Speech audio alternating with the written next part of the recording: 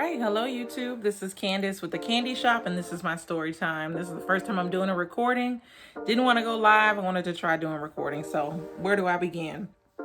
So this story is from 10 years ago. It's titled, I Was in an Entanglement. Let me take a drink of that. So about 10 years ago, I was married to my first husband.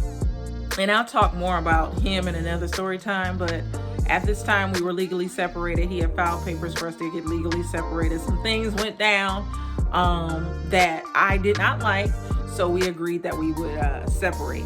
But anyways, so one night I was at my famous all-time favorite club in Dallas, Stone Trail, which is no longer open now, but I was at Stone Trail. I was partying with some friends, and a nice looking man walked up to me. He tall, dark, and handsome. That's how I can describe him. So he walks up to me, we start dancing, we talk, whatever. We kind of hit it off. I don't know who he was with that night, but he came out of nowhere. Anyways, I go home and he calls me and he's like, hey, I wanna come over and eat a sandwich, because that night I told him I didn't want to go out. I was just gonna go home and make me a sandwich. Sometimes when I go out and then I'll need a late night snack, but I like to make my own late night snacks at times.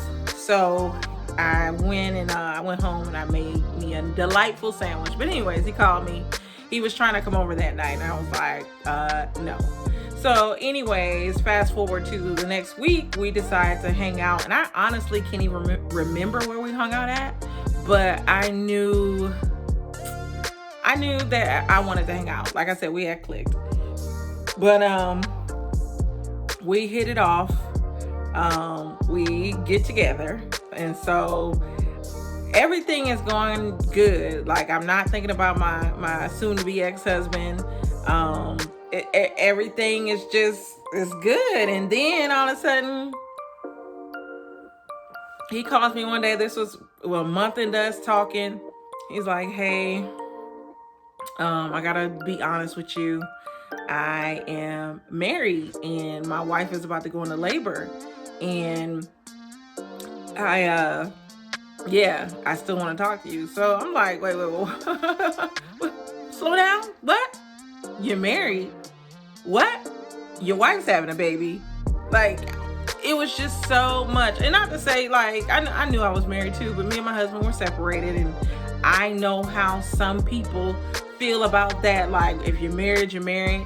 But I was separated. I knew me and my husband were on the outs. We were not. There was no coming back from what he did. The separation was for us to handle the legal matters of our divorce.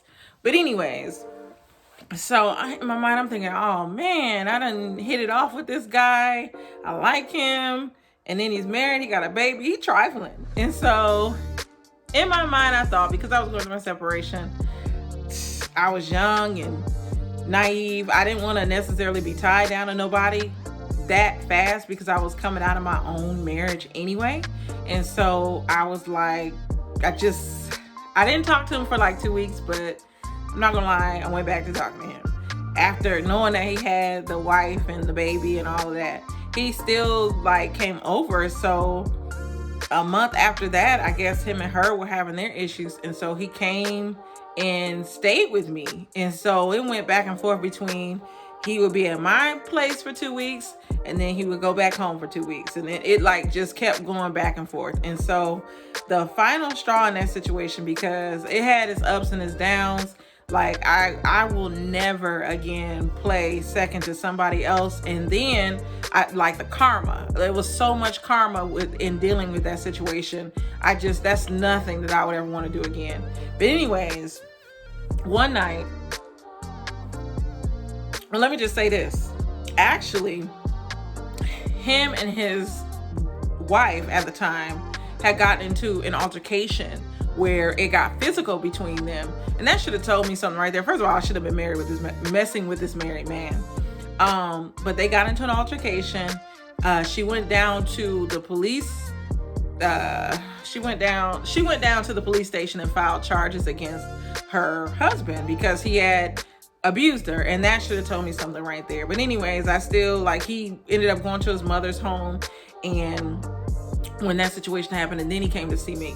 So at that point, they were like completely done. So I'm like, oh, he can finally be with me or whatever. In my mind, I'm thinking I can do this for a little bit, though I'm still going through my divorce. After I get divorced, maybe we can be friends. Maybe, who knows where it'll take us. But dumb me. So one night we decided to go out. It was a Sunday night.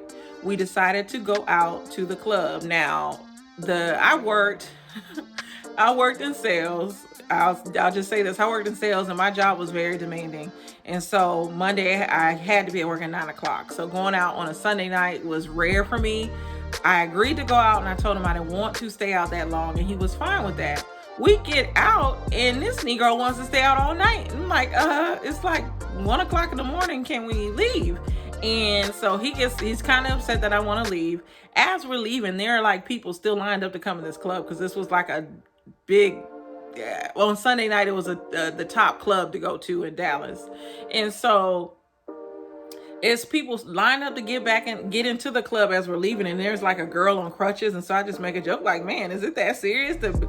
She thirsty to come to the club. She on crutches and everything. So he took offense to that, because I'm not from Dallas. I'm originally from Wisconsin. So he was like, oh, you think you're better than us Southerners? You think you think you got it going on? If she wants to go to the club, she can go to the club. So I'm like, what? Why is he? What is with all the animosity? So we get in the car. I had driven my car.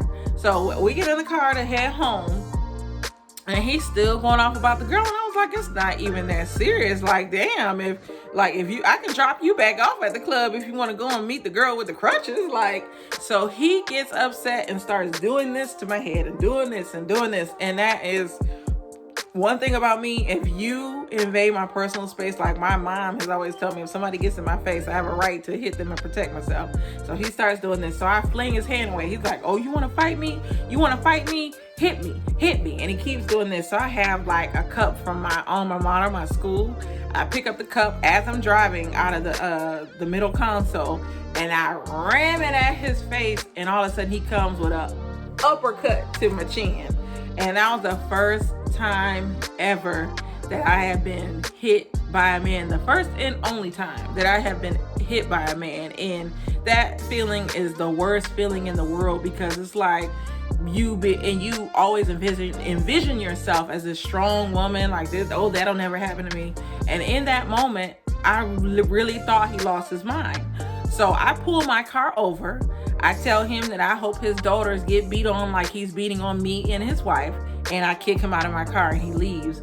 And that was the last time that I had talked to him. When I got into, and I have to tell the part two to this story, but when I got into a relationship with somebody else, this Negro was coming to my apartment while I had someone new that I was dating, and like just sitting outside smoking cigarettes and stuff. I ended up moving to another city, and he still was trying to track me down.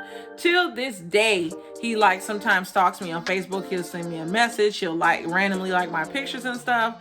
And no, we're not friends on Facebook or anything like that. I've blocked him, like several accounts of his. So he's still kind of crazy. His wife or ex-wife has tried to befriend my new husband, because I guess she was going to tell my new husband about me and all this. What's funny to me is that I was not the only woman that he was dealing with while he was married to her. But I guess he talked about me to her or something, because she called my phone once and asked me, was I dealing with her husband? And I asked her, what did he say? And then I hung up the phone.